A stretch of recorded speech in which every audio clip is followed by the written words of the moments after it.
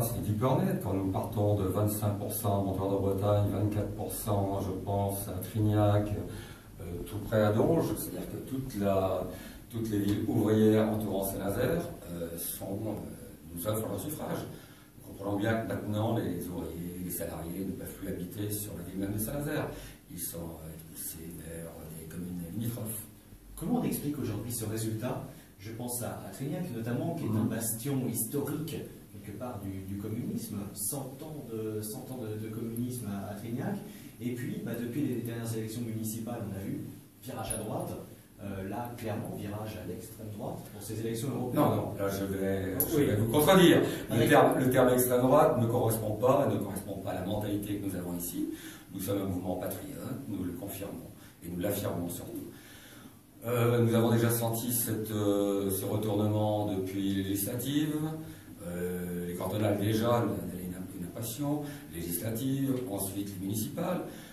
Que voulez-vous, Trignac est un exemple typique. Nous n'avions pas d'accord, disons, électoral avec M. Pelon sur Trignac, mais par contre nous avions discuté de notre participation à Trignac. Nous avons des élus de Trignac, c'est très simple. Trignac fêtait, dans le prochain municipal, ses 100 ans de communisme.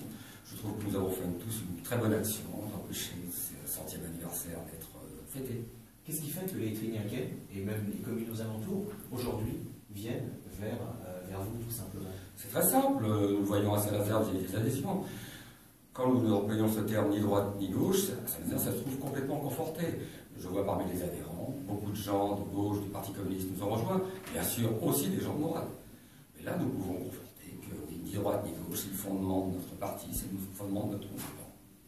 Ceux qui disent c'est un vote contestataire par rapport à François Hollande, est-ce que vous adhérez justement à ces propos et quelque part, qu'est-ce qu'on peut aujourd'hui peut-être dans ce bassin justement ici contester? Est-ce que c'est l'emploi? Est-ce que ce sont les retraites? Qu'est-ce qu'on peut aujourd'hui contester? C'est l'emploi, c'est les retraites. Quand nous voyons à Saint-Nazaire, alors que, disons, les commandes sur STX sont à la rigueur optimistes, quand nous voyons que le parking de STX reste vide, alors que nous voyons de plus en plus de bus amenant des extra-communautaires, amenant des travailleurs de Bulgarie, de tous ces pays de l'Est, écoutez, nous n'avons rien contre les travailleurs étrangers, mais on peut dire que nous aimerions que les Aériens se sentent concernés par les embauches actuelles. Il y a déjà 4 ans, nous proposions que des écoles de soudure soient ouvertes pour remettre à niveau les travailleurs des Aériens qui avaient perdu leur emploi.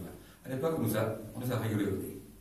Maintenant, nous nous apercevons qu'on va manquer, soi-disant, de travailleurs pour la navale, et on va dire les gros patrons, certains capitalistes vont se servir de cette base pour introduire de plus en plus le méfait du capitalisme mondial. Oui. Voilà, c'est-à-dire que l'Europe, quelque part, les gens ont peur pour leur emploi, dans le sens où, pour prendre l'exemple de Trignac, il y a beaucoup d'ouvriers des chantiers qui travaillent là. Et, de l'aérospatiale, oui. Et de moins en moins, on fait appel à eux, peut-être. Tout à fait. Ils se sentent, ils ne sont pas appelés, ils se déplacent dans les maisons intérimaires, on n'a pas besoin d'eux.